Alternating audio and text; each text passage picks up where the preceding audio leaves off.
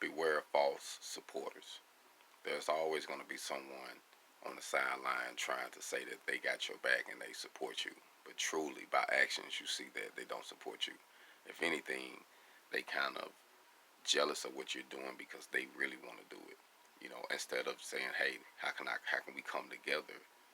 Rub two sticks together to create some fire." And instead of them trying to just steal your flame, you see what I'm saying? But you're gonna deal with people like this, and once you face someone, these false supporters who say one thing with the lips and do another thing with their actions, you see what I'm saying? So what you do is just cut them short. You don't have to talk to them. You ain't got to explain nothing. You just stop dealing with them because you can see by actions that they are not on your team.